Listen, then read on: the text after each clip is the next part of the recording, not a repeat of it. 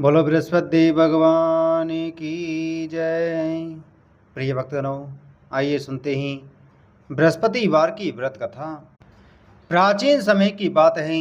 भारत में एक राजा राज्य करता था। वह बड़ा प्रतापी तथा दानी था। वह नित्य प्रति मंदिर में भगवत दर्शन करने जाता था। वह ब्राह्मण और गुरु की सेवा किया करता था। उसके द्वार से कोई भी याचक निराश होकर नहीं लौटता था। वह प्रत्येक गुरुवार को व्रत रखता एवं पूजन करता था।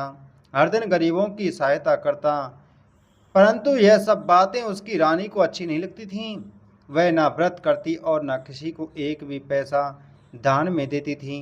वह राजा से भी ऐसा करने को मना किया करती थी। एक समय की बात है कि राजा शिकार खेलने वन को चली गई। घर पर रानी और दासी थीं।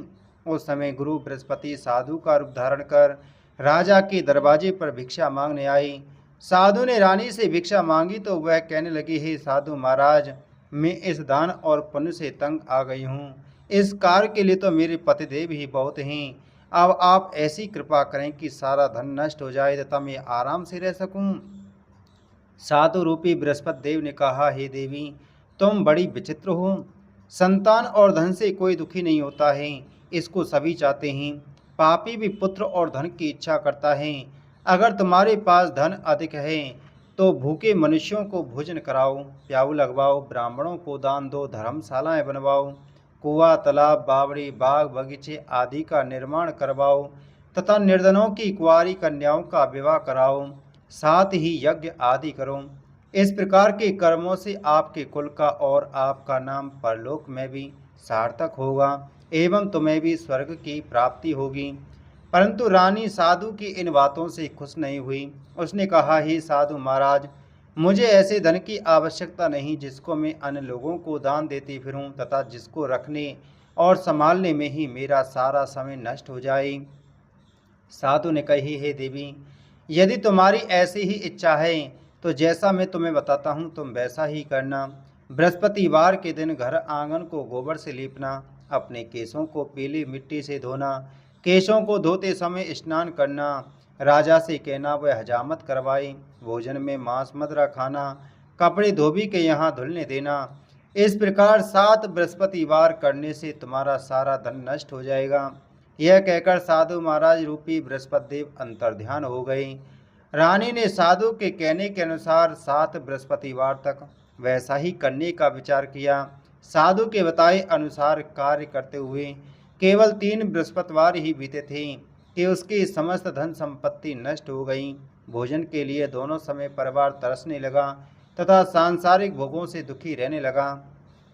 तब राजा रानी से कहने लगा कि हे रानी, तुम यहाँ पर रहो, मैं दूसरे देश को जाता हूँ, क्योंकि यहाँ पर मुझे सभी मनुष्य जानते हैं, इसलिए मैं यहाँ कोई कार्य नहीं कर सकता। मैं अब परदेश जा रहा हूँ, वहाँ कोई काम धंधा करूँगा, शायद हमारे भाग्य बदल जाएं। ऐसा कहकर राजा परदेश चला गया। वह वहाँ जंगल से लकड़ी काट कर लाता और शहर में बेचता। इस तरह जीवन व्यतीत करने लगा। इधर राजा के बिना रानी और दासियां दुखी रहने लगीं। किसी दिन भोजन मिलता और किसी दिन जल पीकर ही रह जातीं। एक समय रानी और दासियों को 7 दिन बिना भोजन के व्यतीत करने पड़े।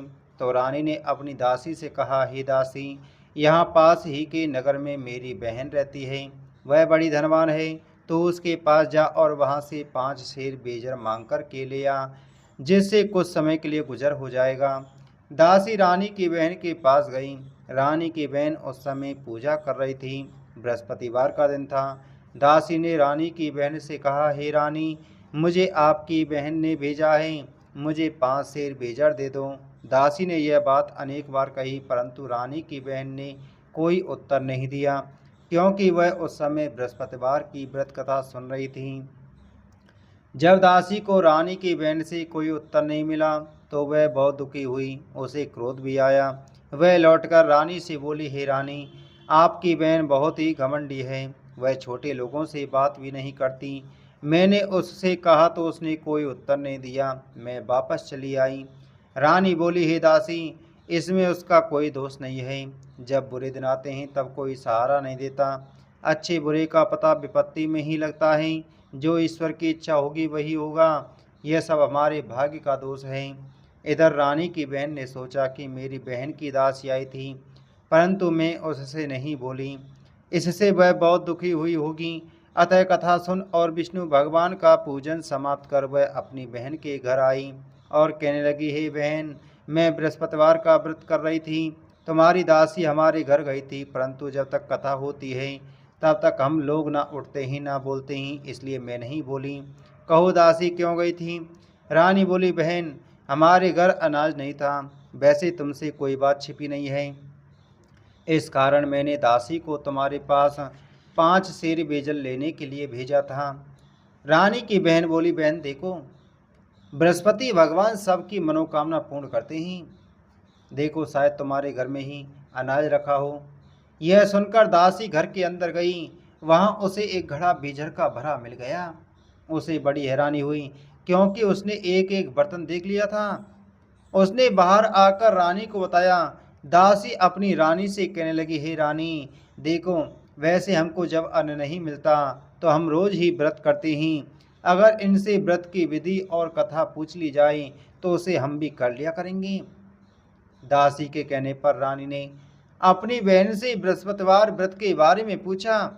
उसकी बहन ने बताया, हे रानी बहन, बृहस्पतिवार को सूर्योदय से पूर्व उठकर स्नान करके बृहस्पतिवार का व्रत करना चाहिए, लेकिन उस दिन सिर नहीं धोना चाहिए। बृहस्पतिवार के व्रत में चने की दाल और मुनक्कों से विष्णु भगवान का केले के वृक्ष की जड़ में पूजन करें तथा दीपक जलावें। उस दिन एक ही समय भोजन करें। भोजन पीले खाद्य पदार्थ का करें तथा कथा सुनें। इस प्रकार करने से गुरु भगवान प्रसन्न होते हैं, अन्न पुत्र धन देते हैं, मनोकामना पूर्ण करते हैं। इस तरह व्रत और पूजन की विधि बताकर रानी की बहन अपने घर लौट गई। दासी और रानी दोनों ने निश्चय किया कि वे बृहस्पति देव भगवान का पूजन जरूर करेंगी। 7 दिन बाद जब बृहस्पतिवार आया तो उन्होंने व्रत रखा। गुड़साल में जाकर चना और गुड़ बीन लाई तथा चने की दाल से केले की जड़ में विष्णु भगवान का पूजन किया। अब भोजन कहाँ से आए? दोनों बड़ी दुखी हुई, परंतु उन्होंने व्रत किया था, इस कारण बृहस्पति देव भगवान प्रसन्न थे। वे एक साधारण व्यक्ति के रूप में 2 थालों में सुंदर पीला भोजन लेकर के आई और दासी को देकर बोली, ही दासी, यह भोजन तुम्हारे और रानी के लिए है, तुम दोनों करना। दासी भोजन पाकर बड़ी प्रसन्न हुई और रानी से बोली, रानी जी, भोजन कर लो। रानी को भोजन आने के बारे में कुछ पता नहीं था, इसलिए वह दासी से बोली, जा तू ही भोजन कर, क्योंकि तू हमारी व्यर्थ में हंसी उड़ाती है। दासी बोली, एक व्यक्ति अभी भोजन दे गया है। रानी कहने लगी, वह भोजन तेरे लिए ही दे गया है, तू ही भोजन कर। दासी ने कहा, वह व्यक्ति हम दोनों के लिए 2 थालों में भोजन दे गया है, इसलिए मैं और आप दोनों ही साथ साथ भोजन करेंगी। फिर दोनों ने गुरु भगवान को नमस्कार कर भोजन प्रारंभ किया। बोलो बृहस्पति देव भगवान की जय। उसके बाद वे प्रत्येक बृहस्पतिवार को गुरु भगवान का व्रत और पूजन करने लगी। बृहस्पति भगवान की कृपा से उनके पास धन हो गया, परंतु रानी फिर पहले की तरह से आलस करने लगी। तब दासी बोली, देखो रानी, तुम पहले भी इस प्रकार आलस करती थी, तुम्हें धन के रखने में कष्ट होता था, इस कारण सभी धन नष्ट हो गया। अब गुरु भगवान की कृपा से धन मिला है तो फिर तुम्हें आलस होता है। बड़ी मुसीबतों के बाद हमने यह धन पाया है, इसलिए हमें दान पुण्य करना चाहिए। तुम भूखे मनुष्यों को भोजन कराओ, प्याऊ लगवाओ, ब्राह्मणों को दान दो, कुआं, तालाब, बावड़ी आदि का निर्माण करवाओ, मंदिर पाठशाला बनवाकर दान दो, कुंवारी कन्याओं का विवाह करवाओ, धन को शुभ कार्यों में खर्च करो, जिससे तुम्हारे कुल का यश बढ़े तथा स्वर्ग प्राप्त हो और पितृ प्रसन्न हो। दासी की बात मानकर रानी ने इसी प्रकार के कर्म करने प्रारंभ किए, जिससे उनका काफी यश फैलने लगा। एक दिन रानी और दासी आपस में विचार करने लगीं कि ना जाने राजा किस दशा में होंगे, उनकी कोई खोज खबर नहीं है। गुरु भगवान से उन्होंने प्रार्थना की और भगवान ने रात्रि में राजा को स्वप्न में कहा, हे राजा, उठ, तेरी रानी तुझको याद करती है, अब अपने देश को लौट जा। राजा प्रातःकाल उठकर जंगल से लकड़ियां काटकर लाने के लिए जंगल की ओर चल पड़ा। जंगल से गुजरते हुए वह सोचने लगा, रानी की गलती से कितने दुख भोगने पड़े। राजपाट छोड़कर उसे जंगल में आकर रहना पड़ा। जंगल से लकड़ियां काटकर उन्हें बेचकर गुजारा करना पड़ा। उसी समय उस जंगल में बृहस्पति देव एक साधु का रूप धारण कर आई और राजा के पास आकर बोली, हे लकड़हारे, तुम इस सुनसान जंगल में किस चिंता में बैठे हो, मुझे बतलाओ। यह सुन राजा के नेत्रों में जल भर आया और साधु की वंदना कर बोला, हे प्रभु, आप सब कुछ जानने वाले हैं। इतना कहकर राजा ने साधु को अपनी संपूर्ण कहानी सुना दी। महात्मा तो स्वभाव से ही दयालु होते हैं। वे राजा से बोले, हे राजा, तुम्हारी पत्नी ने बृहस्पति देव के प्रति अपराध किया था, जिसके कारण तुम्हारी यह दशा हुई। अब तुम किसी प्रकार की चिंता मत करो, भगवान तुम्हें पहले से अधिक धन देंगे। देखो, तुम्हारी पत्नी ने बृहस्पतिवार का व्रत करना प्रारंभ कर दिया है। अब तुम भी बृहस्पतिवार का व्रत करके चने की दाल व गुड़ जल के लोटे में डालकर केले का पूजन करो। फिर कथा कहो या सुनो, भगवान तुम्हारी सब मनोकामनाओं को पूर्ण करेंगे। साधु को प्रसन्न देखकर राजा बोला, हे प्रभु, मुझे लकड़ी बेचकर इतना भी पैसा नहीं बचता जिससे भोजन करने के उपरांत कुछ बचा सकूं। मैंने रात्रि में अपनी रानी को व्याकुल देखा है। मेरे पास कोई साधन नहीं जिससे समाचार जान सकूं। फिर मैं बृहस्पति देव की कौन सी कहानी कहूं या सुनूं? मुझको तो कुछ भी मालूम नहीं है। साधु ने कहा, हे राजा, तुम किसी बात की चिंता मत करो। बृहस्पतिवार के दिन तुम रोजाना की तरह लकड़ियां लेकर शहर में जाओ। तुम्हें रोज से दोगुना धन प्राप्त होगा, जिससे तुम भली भांति भोजन कर लोगे तथा बृहस्पति देव की पूजा का सामान भी आ जाएगा। बृहस्पति देव की कथा इस प्रकार है। प्राचीन काल में एक बहुत ही निर्धन ब्राह्मण था। उसकी कोई संतान नहीं थी। वह नित्य पूजा पाठ करता, परंतु उसकी स्त्री बहुत ही मलिनता के साथ रहती थी। वह न स्नान करती और न किसी देवता का पूजन करती। प्रातः काल उठते ही सर्वप्रथम भोजन करती, बाद में कोई अन्य कार्य करती। ब्राह्मण देवता बहुत दुखी रहते थे। पत्नी को बहुत समझाते, किंतु उसका कोई परिणाम न निकलता। भगवान की अनुकंपा से एक समय उस ब्राह्मण की पत्नी गर्भवती हुई और उसने 10वें महीने एक सुंदर कन्या को जन्म दिया। निर्धन ब्राह्मण कन्या के जन्म से बहुत दुखी हुआ। धीरे धीरे ब्राह्मण की कन्या बड़ी होने लगी। बचपन से ही उस कन्या की रुचि भगवान विष्णु की पूजा में थी। वह प्रातः उठते ही स्नान आदि करके भगवान विष्णु की पूजा करने मंदिर में जाती थी। बृहस्पतिवार को व्रत करके विधिवत पूजा पाठ करती थी। पूजा पाठ के बाद वह पढ़ने के लिए पाठशाला में जाती थी। घर से चलते हुए वह मुट्ठी भर जौ साथ लेकर जाती और पाठशाला के रास्ते में थोड़े थोड़े जौ गिराती जाती थी। जब वह पाठशाला से घर लौटती तो जौ के वह दाने सोने में बदले हुए मिलते थे। लड़की सभी सोने के दाने बीन लाती थी। एक दिन जब वह सोने के दानों को साफ कर रही थी तो उसकी माँ ने कहा, बेटी, सोने के दाने साफ करने के लिए सोने का सूप भी होना चाहिए। अगले दिन बृहस्पतिवार था। उसने भगवान बृहस्पति देव की पूजा करते हुए प्रार्थना की, हे भगवान, यदि मैंने आपका व्रत विधिवत किया हो तो मुझे सोने का सूप दे दो। भगवान बृहस्पति देव ने उसकी मनोकामना पूरी करने का वचन दिया। पाठशाला से लौटते समय उसे रास्ते में सोने का सूप पड़ा हुआ मिला। घर लौटकर सोने का सूप अपनी माँ को दिखाकर वह सोने के दाने साफ करने लगी। उसी समय नगर का राजकुमार उसके घर के पास से गुजरा। उस सुंदर लड़की को सोने के सूप में जौ साफ करते देख राजकुमार उस पर मोहित हो गया। महल में लौटकर राजकुमार ने राजा से उस लड़की से विवाह करने की इच्छा प्रकट की। तो राजा ने ब्राह्मण को महल में बुलाकर राजकुमार से उसकी लड़की के विवाह की बात कही। ब्राह्मण तैयार हो गया। धूमधाम से उस लड़की का विवाह राजकुमार से हो गया। दुल्हन बनकर ब्राह्मण की लड़की महल में चली गई। लड़की के चले जाने से ब्राह्मण फिर निर्धन हो गया। उसे कई कई दिन भोजन भी नहीं मिलता था। बहुत दुखी होकर ब्राह्मण एक दिन अपनी लड़की के पास गया। अपने पिता से निर्धनता का समाचार सुनकर उसने बहुत सा धन देकर पिता को विदा किया। उस धन से ब्राह्मण के कुछ दिन तो आराम से गुजर गई, लेकिन जल्दी ही फिर भूखों मरने की हालत हो गई। ब्राह्मण अपनी लड़की से धन लेने के लिए फिर महल में पहुंचा। लड़की ने पिता की बुरी हालत देखकर कहा, पिताजी, आखिर आप कब तक मुझसे धन लेकर जीवन यापन करेंगी?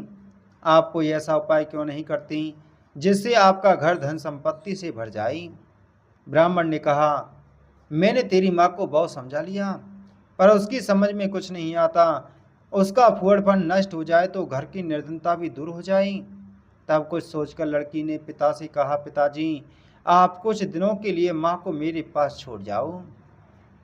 ब्राह्मण अपनी पत्नी को लड़की के पास महल में छोड़ाया। लड़की ने अपनी माँ से कहा, माँ, तुम कल प्रातः उठकर स्नान आदि करके भगवान बृहस्पति देव विष्णु जी की पूजा अवश्य करना। पूजा करने से तुम्हारी निर्धनता अवश्य दूर हो जाएगी। लेकिन उसकी माँ ने उसकी कोई बात नहीं मानी। तब क्रोधित होकर लड़की ने अपनी माँ को एक कक्ष में बंद कर दिया। सूर्योदय के समय माँ को उठाकर जबरदस्ती उसे स्नान कराया और फिर मंदिर में ले जाकर भगवान बृहस्पति देव की पूजा कराई। कुछ दिनों तक ऐसा करने से माँ की बुद्धि में परिवर्तन हुआ और वह स्वयं बृहस्पतिवार का व्रत रखने लगी।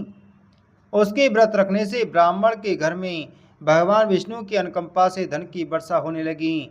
दोनों पति पत्नी धन संपत्ति पाकर आनंद पूर्वक जीवन यापन करते हुए विष्णु धाम को चले गई। बोलो बृहस्पति देव भगवान की जय। लकड़ारा बने राजा ने उन साधु से भगवान बृहस्पति देव की यह कथा सुनकर बृहस्पतिवार का व्रत करके भगवान विष्णु की पूजा की। उस दिन से उसके सभी कलेश दूर हो गए। लेकिन अगले बृहस्पतिवार को काम काज में अधिक व्यस्त रहने के कारण उसने भगवान बृहस्पति देव का व्रत नहीं किया। भगवान बृहस्पति देव लकड़ारे से क्रोधित हो गई और उसे भूल की सजा दी। उस दिन नगर के राजा ने नगर में घोषणा करके सबको सूचित किया, प्रत्येक नागरिक मेरे महल में भोजन करने आए। जो नहीं आएगा उसे अपराधी मानकर भारी दंड दिया जाएगा। लकड़ारा बने राजा ने उस नगर के राजा की घोषणा तो सुनी, लेकिन जंगल से लकड़ी काटकर लाने और उन्हें बेचने में देर हो जाने के कारण वह समय पर महल में भोजन करने नहीं जा सका। अतः राजा के सैनिक लकड़हारे को पकड़कर महल में ले गए। राजा ने उसे महल के कक्ष में बैठाकर भोजन कराया। उस कक्ष में एक खूंटी पर रानी का सोने का हार लटका हुआ था। लकड़हारा अकेला उस कक्ष में भोजन कर रहा था। तभी उसने एक आश्चर्यजनक घटना घटती देखी। देखते ही देखते वह खूंटी हार को निकल गई। थोड़ी देर के बाद राजा ने हार को गायब देखा तो लकड़हारे को कारावास में डलवा दिया। लकड़हारा मन ही मन अपने भाग्य को कोसने लगा। तभी उसे जंगल में मिले साधु का स्मरण हुआ आया। थोड़ी देर में भगवान बृहस्पति देव सन्यासी के रूप में उसके सामने प्रकट हुए और कहा, ही लकड़हारे, तूने भगवान बृहस्पति देव की पूजा नहीं की, इसी कारण यह कष्ट हुआ। लेकिन अब चिंता मत करो। बृहस्पतिवार के दिन कारागार के दरवाजे पर तुम्हें कुछ पैसे पड़े हुए मिलेंगे। उन पैसों से भगवान बृहस्पति देव का व्रत करके उनकी पूजा करोगी तो तुम्हारे सब दुख नष्ट हो जाएंगे। बृहस्पतिवार के दिन दरवाजे पर पड़े मिले पैसों से चने और गुड़ मंगाकर लकड़हारे ने बृहस्पतिवार की कथा कही तो भगवान बृहस्पति देव ने प्रसन्न होकर उस नगर के राजा को स्वप्न में लकड़हारे को कारागार से मुक्त करने को कहा। सवै राजा ने अपने कक्ष में आकर देखा तो खूंटी पर रानी का हार टंगा हुआ था। राजा ने लकड़हारे को मुक्त कर दिया और उसे धन और आभूषण देकर विदा किया। लकड़हारा बना राजा उस नगर से चलकर अपने नगर में पहुंचा तो उस नगर में कुएं, धर्मशाला, बाग बगीचे देखकर बहुत प्रसन्न हुआ। राजा ने किसी से पूछा, ये कुएं धर्मशाला किसने बनवाई हैं? सब ने उसे बताया कि ये सब रानी और उसकी दासी ने बनवाए हैं। राजा महल में पहुंचा तो रानी ने उसका भव्य स्वागत किया।